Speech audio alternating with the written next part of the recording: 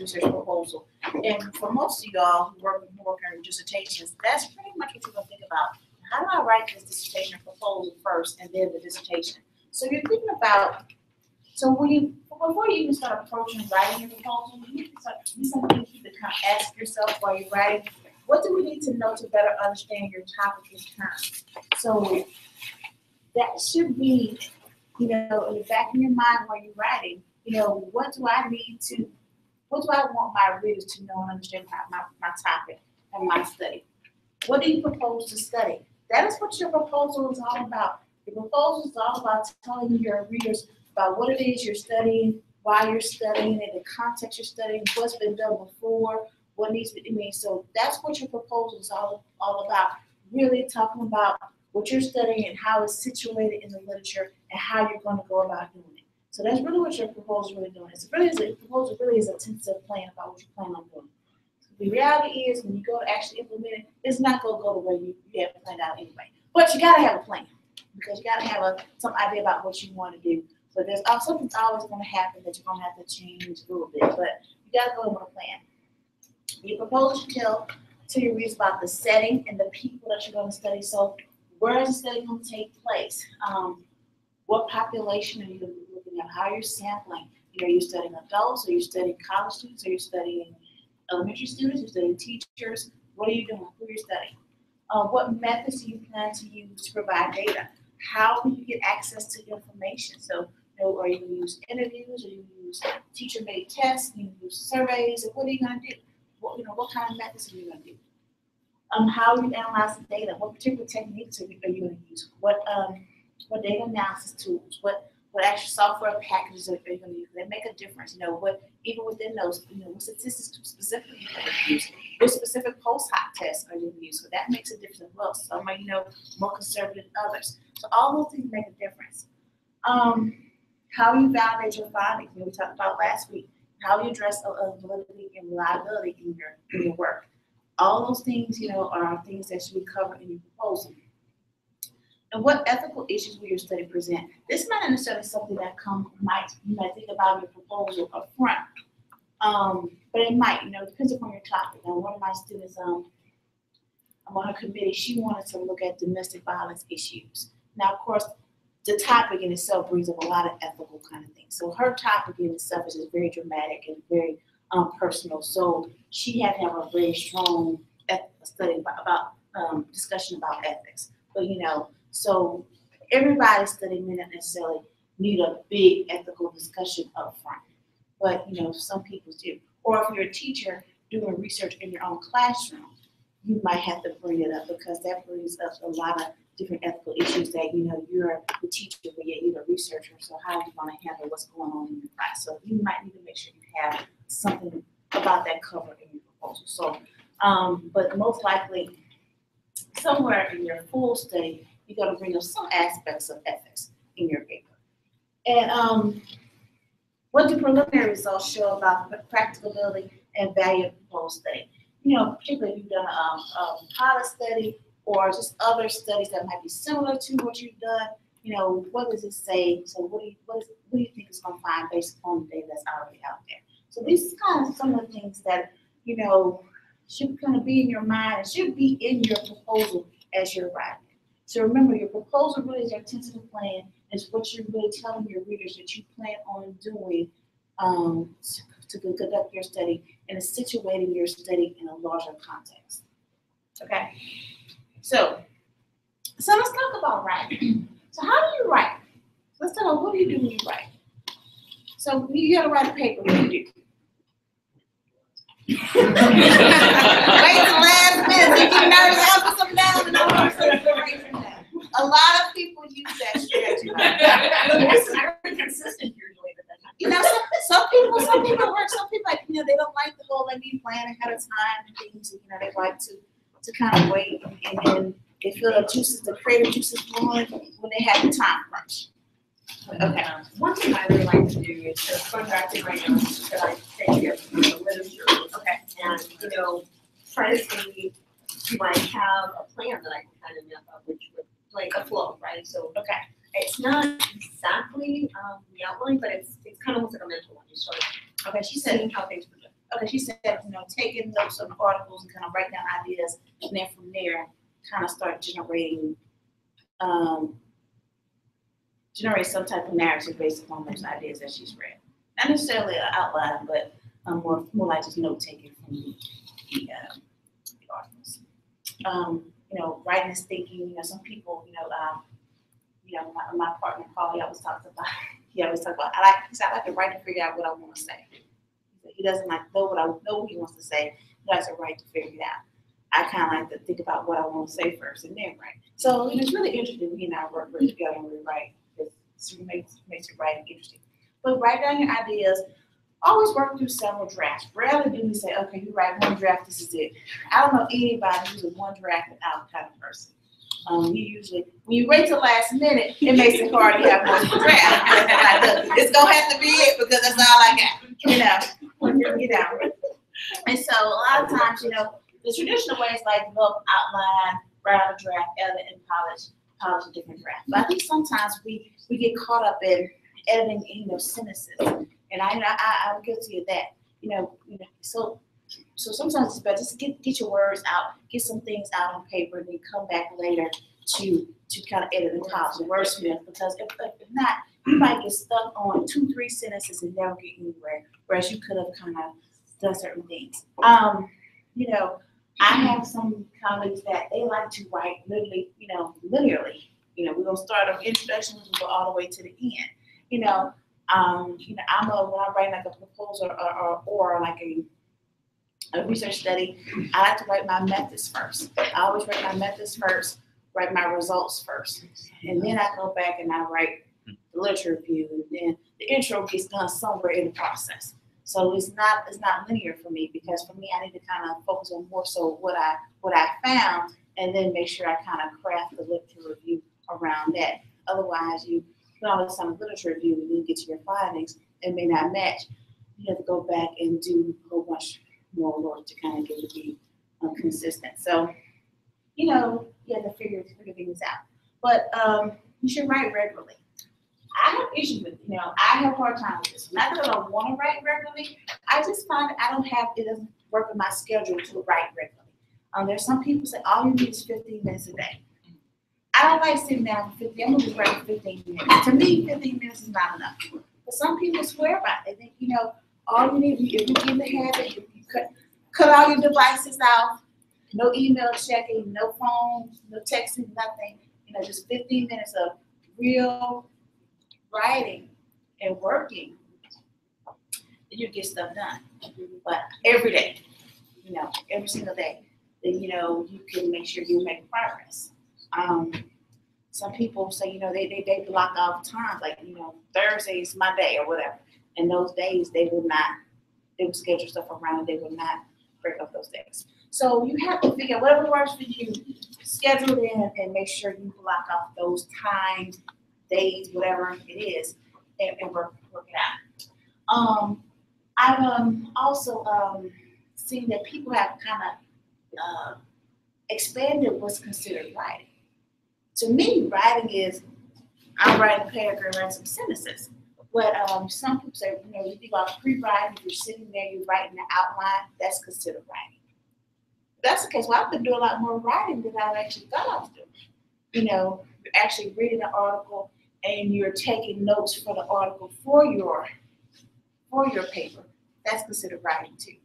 So when you kind of broaden your definition of what writing is, you may actually do more writing than you think you are. But for me, writing is, sentences on page. And I need to, I can do all the outline I want, but if I don't have those sentences on page and paragraphs, the other kind of writing just not gonna count. So whatever it is, you need to write regularly. And make sure you're consistent. Whatever it is, your style of writing is, your approach to writing, or wherever it is you write. So who likes to write in quiet places? Who likes to kind of go to coffee shops, kind of? Okay. So whatever it is you kind of do, whatever your routine is, make sure you kind of keep that up. Make sure you be consistent with it. Particularly when it comes to your dissertation, that is something you're going to have to keep on doing, for a long time. The dissertation process is a long, rolling time.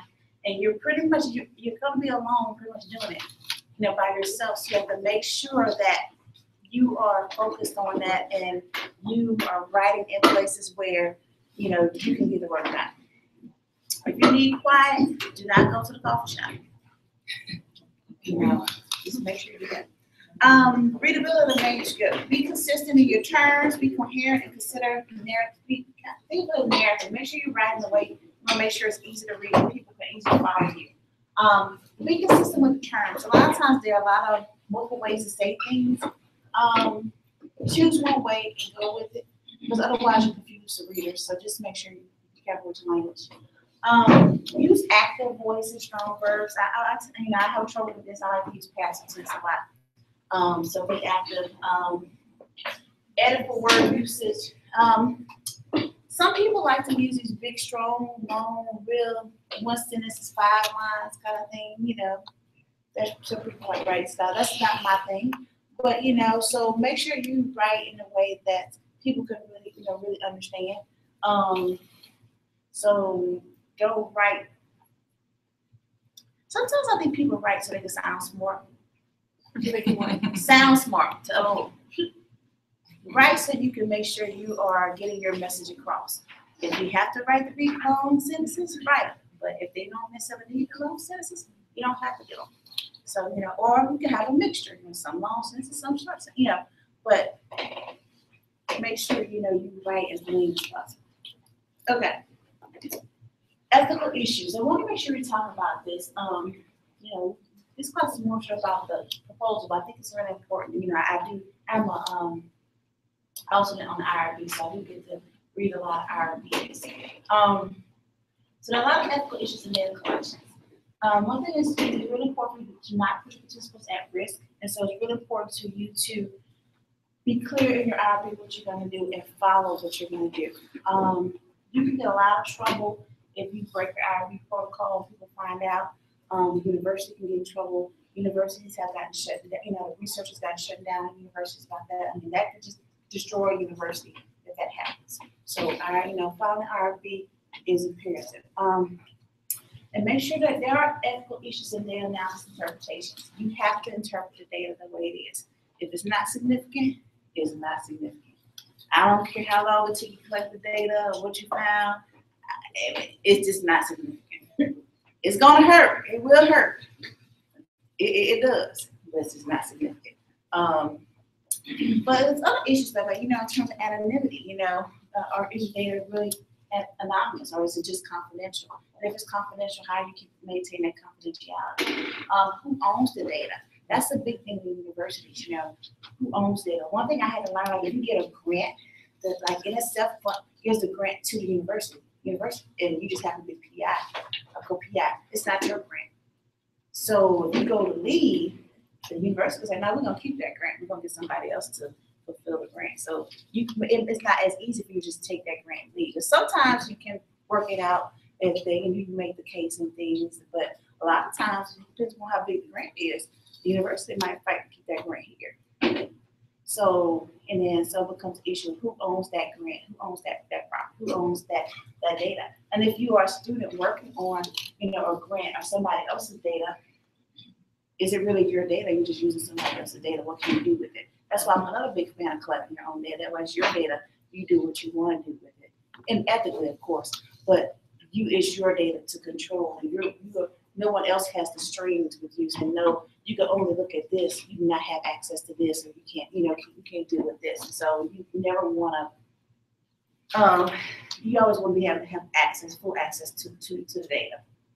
And then also make sure you're always accurately interpreting the data. Another thing, particularly with even with electronic, you send out electronic surveys, whole notion of IP addresses. When you go to get your IRB approved, you have to talk about what you're going to do with your IP addresses, and that's something you have to address in your IRB protocol. How are you going to store the data? They're really big about the whole. I'm going to store it on a laptop, password protected laptop that's not flying anymore. So you have to come up with a new way for data security to make sure you're maintaining, confidentiality, or at least anonymity for your participants. So you need to really think about, I know the university here really stepping up data security, making sure that we maintain the confidentiality of our data. So as you think about putting your IRB, make sure you definitely be long and hard about how you're going to maintain secure data security. And password protected computers is not going to be enough. So, or a locked cabinet in my office, that's not enough anymore. So what are you going to do with it? I mean, one thing they are is supportive is Google Drive, the Google Drive, NC State, and now they want us to all use the double password, the double whatever password. Two-step verification. Two-step verification. So that's definitely what they want us to all start doing. So, and not collect IP addresses and so that sort of things in terms of the kind of work you do. So be careful, take that when your IRB seriously, and don't be surprised if your IRB gets kicked back several times because of data security issues. Yes. Are there some big takeaways that you found other than using the Google Drive that you were using? Those are kind of the big ones. A lot of it has to do with more like if you're doing anonymous surveys, if you send surveys out, those usually aren't big. They usually have issues where you're trying to connect to someone's name with their data. That's usually what, they want to know, well, when you're going to separate their data from somebody's name from the data, and making sure that becomes separated. So make sure you have having a really good rationale as to why you need their name and the data connected, and then if it's going to be connected, when you're going to separate, how you're going to separate it, and they're really big on explaining that process. So if you're going to keep it connected, why? Explain why it's necessary, and then when you separate it, how are you going to do it? So that's another big one to see. But as long as you're doing an anonymous survey, it's usually pretty smooth. As long as you don't collect the IP addresses, they're pretty good with that. Okay. Ethical issues in writing. Use appropriate language. Don't ever falsify data. Don't ever make up data. But you'd be surprised. There have been some recent cases in some of the social psychology journals about people falsifying data. There have been some big things, and there have been several major studies of social psychology that have called out. They figured out there have been some falsification of data. So much so, there's some push for some people to say, whenever you submit, a study for our publication, that you should also submit your data so that somebody else can analyze it. We haven't gone that far, but I don't know. That's a little too much for me. If I worked really hard to get my data, I don't want to just hand my data to somebody else, assuming they're just going to check it to make sure, But people say when we turn over your covariance matrices, they should be able to rerun some analyses, and so there may be some other ways. So I don't really know any journals that are doing that, but there are some people pushing for things like that. So what do you think about that? The fact that there are some people who have published stuff that they falsified data, and they've gotten caught. I guess because other people tried to replicate and they just never could, or and just some things just seem fishy, and then they just got caught. And now so how do we raise our standards to make sure that people aren't falsifying data? So the only thing we can do is, we pretty much go by, a code of honor that we all researchers, we all on this code of honor that we're going to report what we find. So how do we, ensure that we, that people don't falsify that data? What can we do? So that's why people say, when you go to review, you submit your data. And somebody could look at your data, analyze your data. Oh, yeah, that's telling the truth. But, I don't know about giving up my data. Right. That just seems like a lot to me. Giving up your data set. Yeah. I'm not afraid of that. Yeah. On the I3 grant that I work on, that was one of the things that was discussed, is that the data has to be given to the independent evaluator, and that since it is a government issued grant, that people can contact the independent evaluator and request that data. So I think it kind of also goes back to maybe who funded it, and those are maybe part of the strings that are involved. Right. A lot of times, you're right, when it's a funded project, a lot of people realize you can request a lot of stuff for funded projects. But if it's not a funded project, I think they require external evaluations for some things, which would still be expensive and really hard, extend the process, but even then that could be another step and say, hey, y'all had an external evaluator that came in and looked at this and verified this is what they found.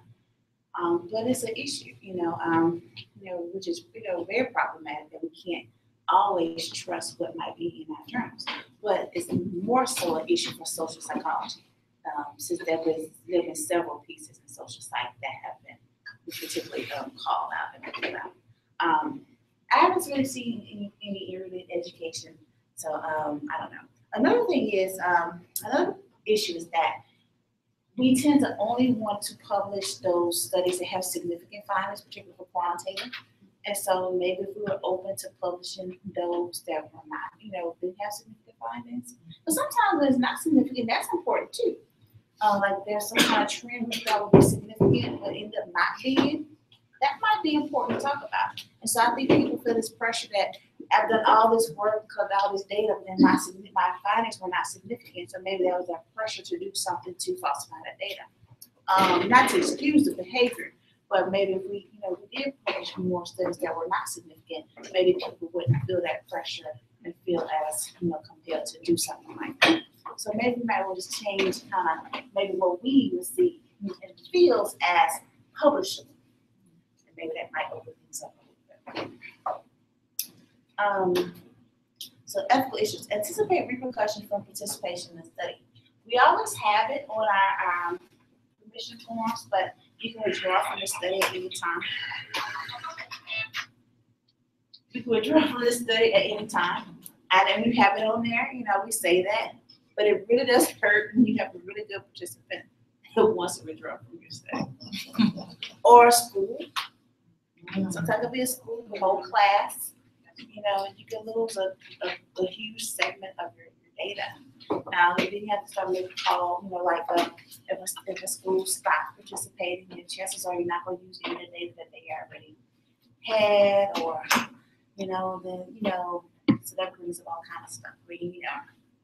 So there are always repercussions from stuff. Yes. For something like that, if it was for a dissertation and that did happen, would it be acceptable to talk to the participant or the school and say, I will submit this for publication, this is for me to finish my degrey, or, and then you could try to replicate the study again later. If they don't want to participate, they don't want to participate. Right. Now, I guess I'm talking more on the school level. You're talking using their data. Now, at some point, you could talk to them about, okay, you want to stop at this point.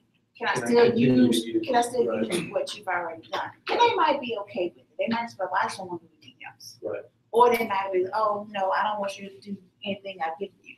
Right. And then at that point, you pull it. But sometimes, depending upon your study, it may not be useful to use what they've given you. You can't get everything. Right. So you might have to throw them out anyway. So it depends upon your design. I know what we did for the Nursery Management Keeper grant, we had some schools or people drop out for whatever reason. The teacher was pregnant, she couldn't finish or whatever. So we didn't have complete data sets. And so what we did was we used their interviews and things from practice, like practice coding, to get our code book together. So we didn't use their data for any of our analysis, but we used their data to help us to further along, development of other things in practice and stuff. So I think that made things really helpful, particularly. Actually, it made developing our code book really helpful. That way we didn't actually have to use our actual data for our study. We used some of the other people who participated, like in the first segment, and used their stuff to help create our code book. So it actually worked out, but we were still very upset that those people left. So people leave. And so I think it's okay for you to ask them, are you sure, maybe try to convince them that you can force. If they want to go, they want to go. You can't say bye. And release all appropriate information. Make sure you release all the information, tell the whole story. You just can't withhold information. You have to put the whole story out there. Like if you do all your quant analysis or something, all this stuff was, you can't just say, I'm just going to report all the significant stuff, but just don't report the stuff that wasn't significant. That's unethical. Even the qualitative stuff, I'm only going to support the stuff that's supported. I'm going to report the stuff that supported, my theory. Sometimes you gotta, the negative cases, a lot of times, those are really interesting as well. You need to support everything. And the negative cases, meaning the cases that have an alternate, explanation or alternate way of looking at things, while you're purporting that, that's a way of your kind of providing validity for your study. So I think it's important for you to put that in as well. So release all appropriate information. And there are always ethical issues to consider when you're actually working on your dissertation or any study.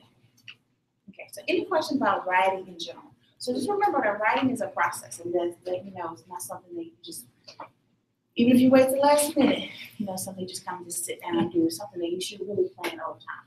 So in terms of writing a proposal, and I'm not saying this is the only way to do a proposal, as I talk about in my book, and I really want to talk about for this class, there are multiple ways to kind of do a proposal.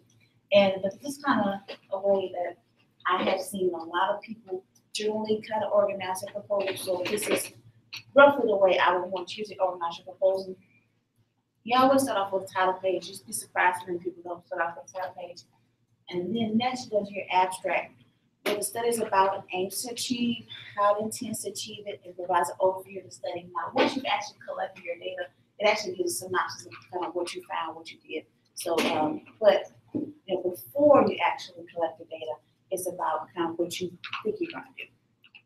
Then you get to your introduction, which establishes the problem in the research area, connects the problem with the literature, discusses deficiencies in the literature, establishes the importance of the study, and provides a statement of purpose. So it just provides an introduction to your readers about kind of what the study is going to be about. And then this is where the tricky part comes in.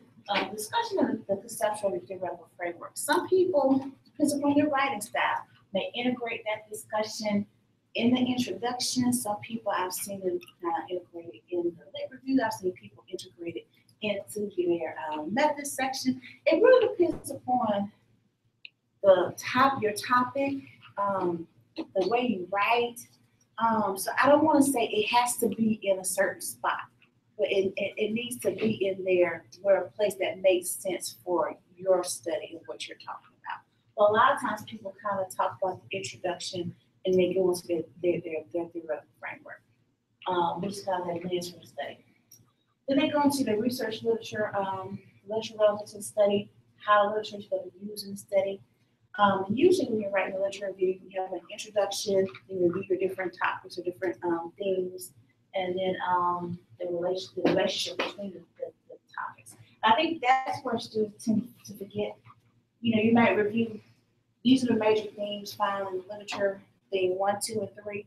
But it's also important for you to look at the relationship between the themes 1, 2, and 3. So it's not just about, you're talking, just making the summaries about, what you're talking about. It's also about you kind of critically discussing them, how they relate to each other, not relate to each other. What's there in the literature, what's not there, what needs to be there, how researchers have, critiqued each other, how their research findings have contradicted each other, how research findings have extended each other. So those are the kind of things and connections that you need to make in research literature. Even in the research questions and hypotheses, a lot of times people may start their methods section off with, this study is going to be addressing these questions, these hypotheses, and then they go to the methods, participant description, instruments, data collection techniques, data analysis. Validity and reliability, how you can address that for and flaw. And then go to significance. For me, you can talk about the significance in your intro. I also like to kind of see it kind of at the end, the end as well. 3 or 4 ways to study as the literature. 3 or 4 ways to study improve practice. Not everybody does practice, but a lot of people. 3 or 4 ways to study improve policy. Look at research methods, whatever it is your study is doing. Limitations, and providing limitations helps to identify potential weaknesses of study. What do you think is going to be a limit for your study? This may not be a big section for your proposal, but definitely once your study has been conducted, you really do need to talk about what the limitations of your study. You always have limitations. No one's going to have a perfect study, no matter how great you plan it out and implement it. There's going to be some things you could have done better. You could have expanded, may not necessarily be problems, but it's just been some changes you could have made. So making sure that you pay attention to those things. Okay, so those are the major sections: title page, abstract, introduction, which goes to your theoretical framework, literature review, methods, which kind of include the research questions, and the methods, participant description, instruments, data collection, data analysis, validity, reliability, given significance, and some discussion of limitations. Also, references. You know, make sure you talk about all the references that you have in your study. You know, primary sources where possible. Try to avoid, you know, always looking, you know, other people use the citations. Go look at the citations yourself. They may or may not say things the way you want to say things. So try not to rely on other people's interpretations of a piece. Try to get it yourself. I know some pieces are kind of obscure, like some piece in 1952 or something. So, you know, it might be hard to find. But a lot of pieces you can find, particularly online, you know, these days you can find a lot of things. And in your appendices, you want to include all your relevant work. You want to include all types of surveys, interviews, guides, anything that you're using, observation tools, anything that you're using in your study. Particularly when you are, for your dissertation proposal, your consent forms, your access forms, anything that, you know, you think is relevant, you know, for your readers to see, to know, and understand about your proposal, you can go ahead and put it in your appendix. It won't hurt to have it in your appendix. Can I ask, what do you mean by the last point in your appendices? Like, what does that have to do with appendices? Which one? Ethical issues, anticipation. Well, if you know, let's just say, you know, back to the study, the example of my student that's looking at you know, domestic violence issues, that she might have something about, you know, what happens if, you know, I have a patient, you have somebody who having, it becomes too much for that person, you know, I might have some kind of protocol for what I might do, that kind of thing. So whatever you think that's gonna be necessary for your study, you know, you make sure you put it in. Because that's something that you wouldn't, the appendices are for things that you don't necessarily, you can't necessarily put in the text. You know, that will just take people off the flow of your text. But you think it's relevant for them to understand what's going on in your actual, in the text. So making sure you make that connection. For me, in this class, I want copies of all your surveys, all your instruments that you're using. Now, if you're making, I know for interviews, many of you may not be sure of all the, have your interview protocols all together. But give me as many questions as you think. These are the kind of questions I'm thinking about asking. Because the more you give me, the more feedback I can give you. The less you give me, the less feedback I'll be able to give you. So just kind of keep that in mind. So, even if you don't have access to all items, you have a teacher-made test, even though you don't have the whole test, give me a couple items on the test, just so I can see what the test kind of roughly looks like. Because I know you might not have access, or if it's a long test, you might not want to put the whole test on. But just give me enough so I can understand what it is that you're trying to look at. So I can have, you know, contextually I understand what's happening in your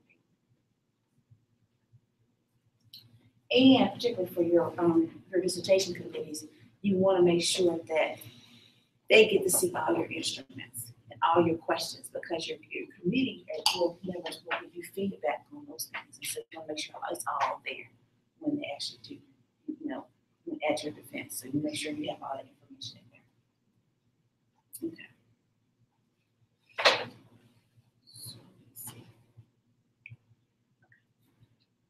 So any questions about the overall proposal? So the proposal, you know, so we, you know, it's a process. We've been working on pretty much everything thus far. We pretty much have a draft of just about everything so far.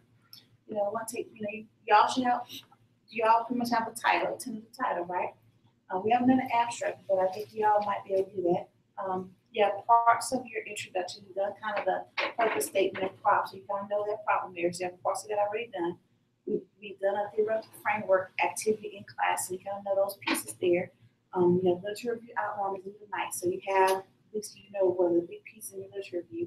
You have your research questions, your method summary is due next week, so all of that's going to be outlined by next week. So all of that, you know, we talked about validity and reliability last week, and so you should have a list of how you're going to be addressing validity and reliability in your study. And then today, I think we're going to talk about significance and limitations today for your activity. So for by the end of today, you're gonna have bits and pieces of almost the whole proposal by the end of today. Somewhere either in the graded assignments and the assignments we've done, like in the mini assignment we've done in class. So if you go back to all the activities if you kept up with all the activities we've done in class as well as all the graded activities in this class, you would have bits and pieces of every single thing for your proposal. You just have to expand it all for your proposal and write it in narrative form. And so maybe that might be one thing for you to do, is just go and cut and paste and copy and paste everything once you have it all. Just kind of see what it looks like laid out, and then just go and work on just expanding. And you already have a whole template for your whole paper. And what's interesting, I actually did that when I was working on my book draft, at all the different things, and I just cut and paste all the examples in the book.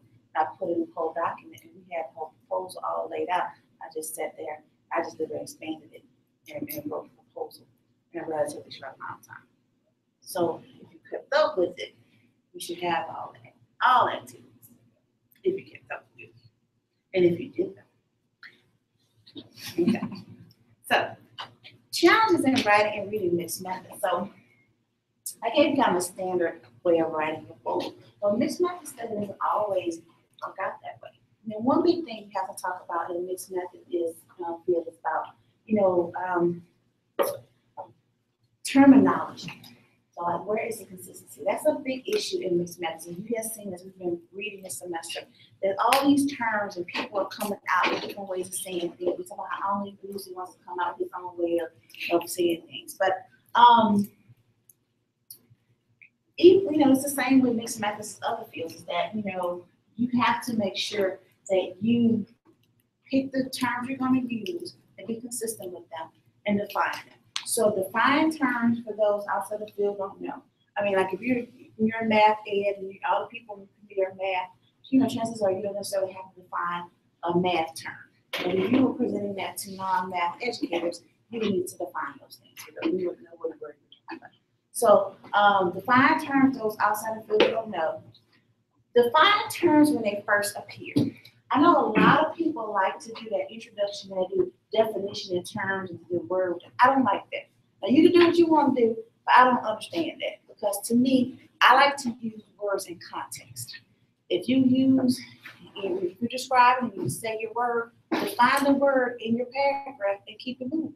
I don't see why you would have a set up kind of glossary up front. I don't understand that, but a lot of people do that.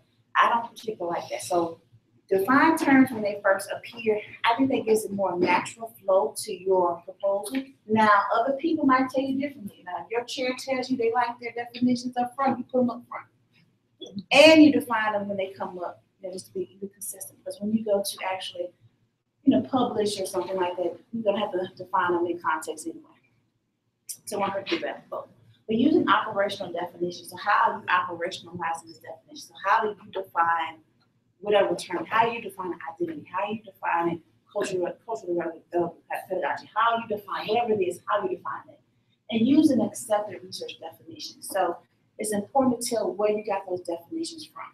I mean, even if you're going to use a dispersed research definition, that's fine, but say that. Or even if you're going to use an amalgamation of different researchers' definitions, you have to have that discussion about researcher A says this, B says this, C says this. I'm going to do a combination of A, B, and C, which is this. So for the rest of this paper, when I talk about identity, it is this definition when I mean identity. So people know what you mean when you're talking about it. So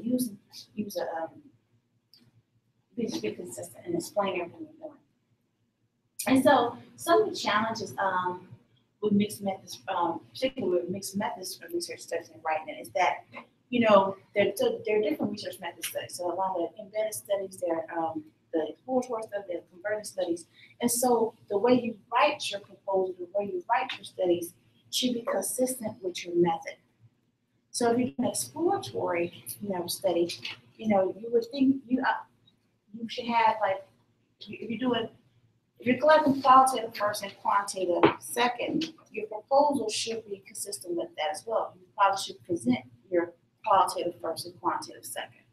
Or if it's a convergent design, you probably should, where you collect the quant and qual at the same time, you probably should present your data, the quant and qual, as a mixture at the same time. So making sure as you write your data, you make sure you put that together.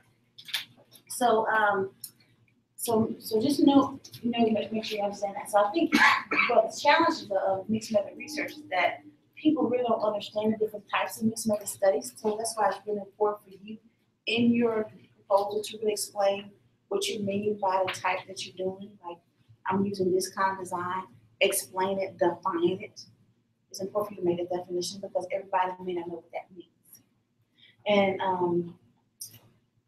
And a lot of times, sometimes you have to make sure that your research purpose really fits in well with that design. So hopefully we've kind of been consistently, match that up. But a lot of times there will be some tension between your purpose and your designs. But I think we've kind of straightened it up for what we talked about.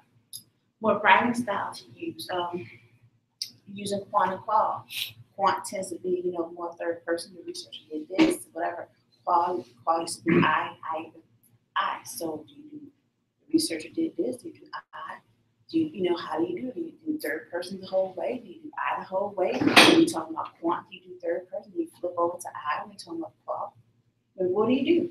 So you have to figure out what writing style to use. And then the journal that you're writing for instance, they may have a specified style of how they want you to write.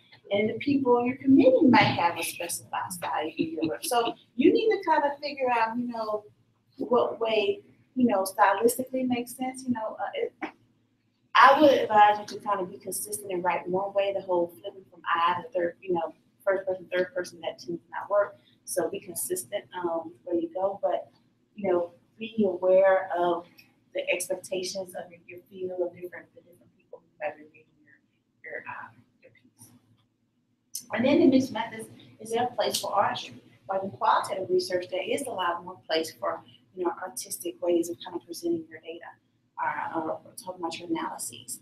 Not so much in quantitative data, it's pretty cut and dry. So mixed methods, doesn't, is there a place to kind of, in the combining of the two, have that kind of creativity?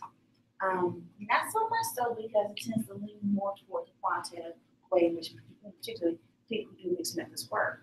But, think about it, that's a bigger issue about can we be more artistic? And that's why it's really important for you to really make that connection between your purpose and your methods and your in your design and kind of how you're going to lay out your actual results.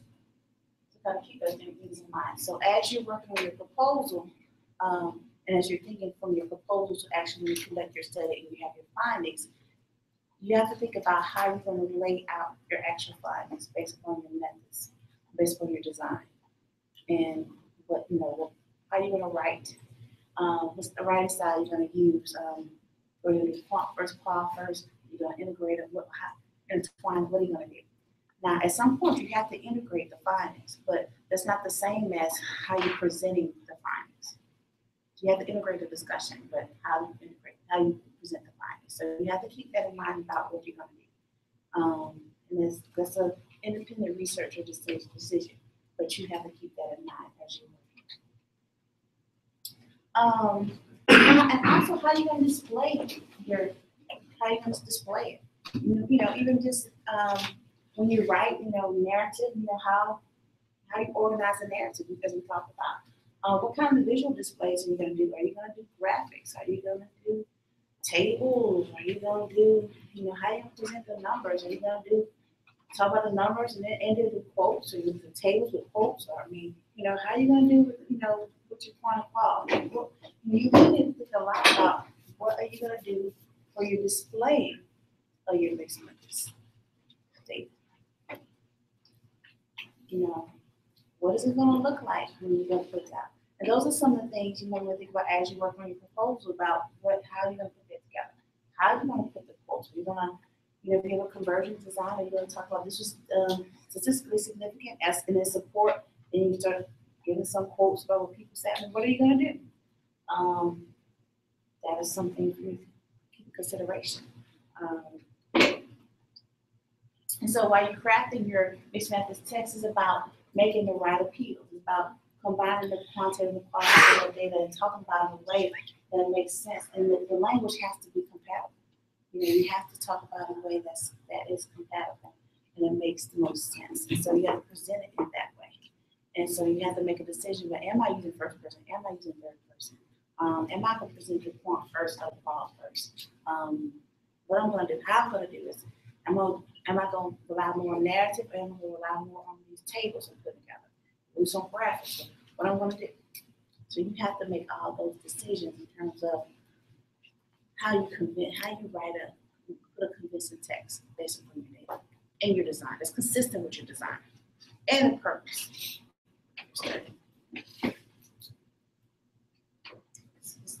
Just things for you to think about as you are working on your proposal. More so things to be more concerned of once you have your data. But if you have a plan going in, it makes things a lot easier once you have your data announced. Data kind of comes in. You start thinking about how you analyze it. Because once you have all that quantitative data and the qualitative data, it becomes overwhelming really quickly as to, okay, now do I have it? What do I do with it? How do I organize it? How do I put it together? How do I make most sense of it? Because once you start analyzing those different pieces and trying to integrate it and write it, it can be hard. It's very difficult. So any questions about how do we put it together? So any thoughts about what you would do? I can see that this is an art. Yeah. It's an art. It's kind of like the art of questioning as a lecturer, as a teacher. But this is even like 10 times, 20, 100 times more difficult. More complex. Well, I think writing, just writing in general is an art. It just takes time to write and be able to craft a good narrative, and to be able to craft a good qual study, to craft a good quant study takes time. But so it'll take the same amount of time to learn how to craft a good mixed method study. Yeah. So mine's embedded. This is what I would like to do. I don't know if it's possible, but I have collected the data. But the setup is that do teachers change over the course of a semester, particularly constructive-based, inquiry-based use of methodology. So at the beginning, I'd like the quantitative to be where they are. And then the qualitative, which is the big qual, that's going to be the juicy part, describes their experiences over the semester and kind of set it up like well, did they change or not? And then do the quantitative again at the end and present, well, here's what quantitative said that the changes were or were not. That would be very cool. I don't know if it's possible. Okay. Because it's embedded, truly embedded presentation of the way that I'm going to go about finding it out. And I think that, and so this would go against traditionally the way we present stuff, but you would need to set that up for your readers early on and say, this is the way the findings will be presented.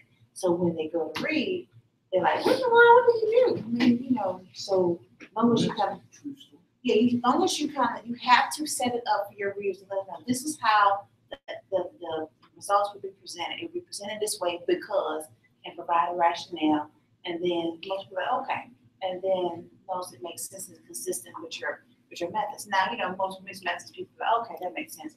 But some of your traditionalists might be like, okay, no, I want it this way. Then you have to fight that battle and kind of figure out what you're gonna do. But I think if you make the case and it makes sense, and you present the information, most people are okay with it. As long as it's clear and it makes sense. If they have to go hunting and trying to figure out what you're doing, then they get confused and they're not open to it. But if it's clear and you explained it up front and your explanation is up front, I think it's fine. Dr. Digi, do you have, over your experience doing this, do you have you come up with some kind of like tricks, like secrets for yourself that helps you kind of mix things up in the right way? Oh, right. In terms of in what way? Like in terms of getting your presentation, your write-up to be consistent with your purpose and your method. Like do you use some tricks? No, I just make sure I'm a big picture person when I go to write, and I try to had a whole plan in mind before I kind of begin, so I kind of know where I'm gonna go when I go again. I used to like outlines, but I realized they are helpful in helping me to organize my bigger thoughts and where I want to go. I don't always stick to the outline, meaning, I move things around and I might take section out, but I think it helps me to kind of have a general plan so I know where I'm going to go. And I think that really helps me to be consistent and make sure I have everything connected and I have big pieces. Otherwise, it'll be disjointed and I don't have all those connections. So I think for me, it's the planning ahead of time that really, the thoughtful planning is what really makes things easier for me in the long run. Because I spend a lot of time upfront thinking. One of my big things that really helped me that I didn't mention earlier when I write, I cannot sit down and write unless I'm saturated. I had to have read enough and know enough to be able to feel like I've sat down ready to write. If not, I have to go and read more and think more, and then I can just be anywhere doing anything, cooking or something, and it just clicked. And then that's when I know whenever next time I have time to sit down, it's all going to flow. Otherwise, I'm going to sit down like this, the computer's going to look at me, I'm going to look at the computer, and then I'm going to click out on my Word, and go online, I'm going to do this, I'm going to check my email, and I'm going to do all these things, and I'm not going to be writing that. So for me, it's not even productive to make myself write if I'm not ready to write. So I got to let things, I gotta read, get saturated, I gotta let things marinate a bit, and then when I just feel it's ready, then I can sit down and start writing things. But then when it hit me at crazy times. Like I said, I would go right to bed, like, why is this coming to me? Or I'll be in the grocery store, then it'll get me. But usually I can remember roughly what I want to write. And so for me, it's making sure, that's why it's important for you to have read. Being the literature is so important, because if you don't know what's there, the literature really does help you get your ideas together. So it's really important for you to keep on reading. And so if you find yourself in a slump, it might just mean you haven't read enough. So you might just go pick up 2, 3, 4 articles and read and just sit back and think. Just say, I'm not going to write today, I'm just going to think. And then you never know, next time you're going to write, it might just pour out. But everybody has their own writing style and their own writing process, and you just have to really figure that out. And working on your dissertation, you have to be consistent with it, because it'll get away from you. It really will. Okay. Any comments or questions about writing or anything like that? Okay. I have one question. So I was looking at the proposal that's at the back of the book, and so you want general headings and then topic headings? If you know them, I think that'd be helpful. I think general heading and topic headings help you to organize things a little better. I just find for me it does help to break away the flow of text, I think, and it helps you to better organize your ideas. Okay. We need one So the last assignment for the class is the proposal. Well, you have any more license? Yeah.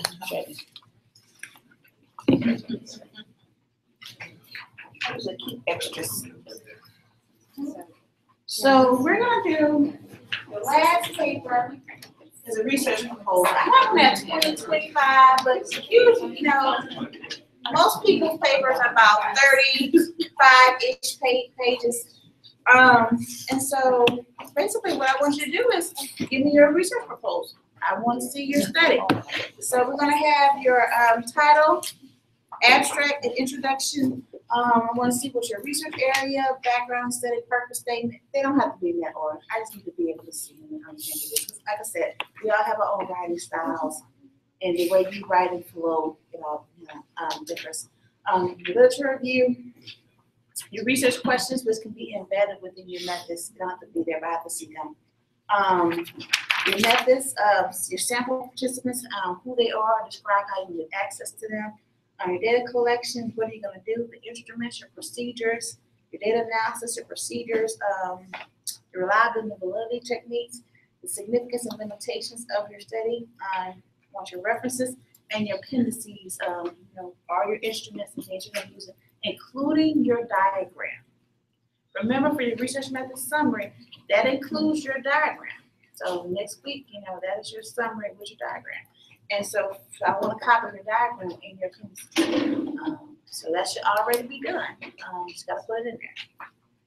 So for the grading, the points for the 5 for the abstract, 10 for the introduction, 10 for the literature review, 5 for the research questions, 40 for the methods, 10 for significance limitation, 5 appendices, 5 references, 10 grammar APA, and 10 I have 10 for grammar APA because I want to make sure I can read it, it flows, and I'm not gonna be super picky on APA. We do citation wrong, I'm not gonna take off, but I have to be able to. It has to look like you at least tried to file APA. And note that the bulk of the points are on the methods. So, not that I don't want you to spend time on the literature review, but please don't, spend all your time on the literature review and really not spend time really talking about your methods. So, if you're long on time, if you're at the last minute, make sure you focus more so on that methods discussion, and make sure everything else is in place. So the back has kind of the breakdown, particularly in the methods. If you turn on the back, the sample discussion is 10 points, data collection is 10 points, data analysis is 20. Just so you know kind of how I'm looking at. So even the bulk of what I'm looking at, even for your methods is the data analysis. I want to see how you're going to analyze your data. So what are you going to do? So that's the bulk of it. When you discuss your research questions, don't just put the question, list the question out. Integrate your research questions in your narrative. I will take out points if you just put them in there. You just kind of have your students will put their literature review, they just put the questions in there, and then they just do their methods. I need to, integrate your research questions into your narrative. It's not very hard. Put a sentence or two in front of them. Here are the research questions. It's very, very easy to do. So this is, your research proposal is gonna, you've already done a good bit of, of your proposal in class thus far. You have all the pieces. You just have to expand them. And it is due on December 9th on rules. You just have to submit them. So would I have some, would there be possibility for some extensions? Possibly. I would have to look at my calendar as we get closer to the date. I have to see when papers have to be turned in for the university. So I can't give you that date, the time right now. But I would prefer if everybody not ask for extension. So I could get them, at least both of them done. So I might be, so there might be some room to give a couple days. Yeah, so we'll discuss that as we get closer. I have to, like I said, I have to look at my calendar and kind of see when things are due for the universities. Because I want to make have enough time to actually review and give you that. Maybe when's it in? No, it's Yeah. Let's do that. December the 9th. December the 9th.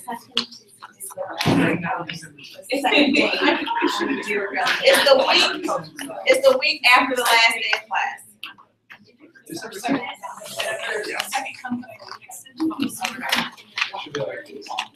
And there's a possibility for an extension, but we have to see. We have to look. Most likely not. But Don't brand me. I mean, it might be like a day or two, literally. Speaking of, we still have a class. Did I understand last week correctly when you said on the 11th, since it's writing day, we don't have class? That's optional, or is it big? I don't know. I don't know if I was reading into what you were saying or just. No, it's going to be a very short day, and it's going to be a day either to spend a lot of your time writing. If you want to put your presentation together, every time it needs a lot of time to work in class. Okay, so we are committing class, but just, it's going to be pretty much work time. Yes. I mean, there'll be a little discussion, not a lot. We'll talk more about how to what's the best way to put your presentation together. I don't know why I thought you said we have a day off and we have class. I know why. It is. Good try. Confirm that. No, it didn't say that, and then I had to look at this going, this, did I miss it? Okay, so any questions about proposals? It's due on the 9th, but as we get a little closer, I'm gonna look at my calendar and see kind of what's going on. There's a possibility for an extension. It might only be literally a day or two, so it's due on a Wednesday, so you might get to like that Friday. So I mean, it may not be that much, you know. But so I would appreciate if you get it done that Wednesday. That way it'll just be done, it'll be off your plate, you get going and enjoy the rest, yeah. How much expansion do you want to see on the methods from what we turn in next week to what's? It's gonna, I mean, it's in gonna the- be full narrative. So what we turn in next week's not narrative at all. Oh, It's okay, just I see. kinda Okay, bullet points, you know, I want that fully written out. okay, You know, that makes don't good cut sense. any corners in your methods. Okay. Fully describe what you're gonna be doing. So I think I remember from like the first week of class, you said that the lit review would just be more or less the outline. So is that, No, no, okay, just. I I'm want a, glad you I want a lit clarified. review, Okay, it's just gonna be a That's fine. short. that's fine. And what does that mean, short to you? Well, short, I mean, if the whole paper is like 35 pages, it's gonna have to be short.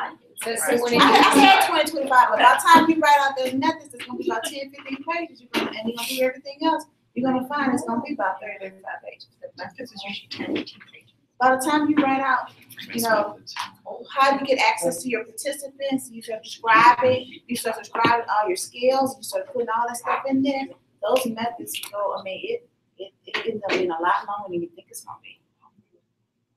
The method, yeah, the method, you could be easily be 10 pages.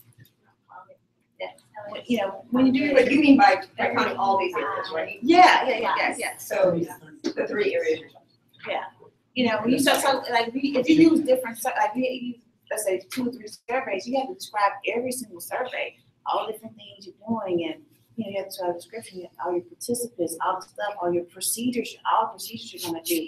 If you do any kind of experiment, you have to go into detail about what you're gonna do in your I mean, so by the time you put all that in there, it could easily be 10, 15 pages for your methods.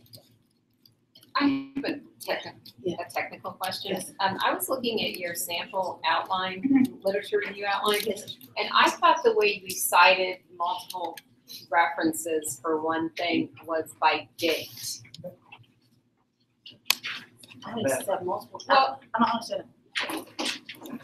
If there's So- multiple people, then the order that you're putting. Right, the in- order you put them in is by date. You mean? So if in one, It's for one thought. in one parenthetical By citation, different. you're gonna say Okay. Right, first, that's right. what you're Multiple citations by You put different the authors. first one. So if I have the sentence like, the role of the online instructor is changing, right? If I have 4 or 6 citations for that, I thought the way I did that was by date, the most recent one first. I just looked up You did? on the Purdue outline, on the one, it says in the order in which they will be presented in the resources. So it's by, So it's about. alphabetical. I had to look at. They changed, it may have been date at one time, they changed it all the time. Okay, let's. Right. That's how I thought. You just get side class like that.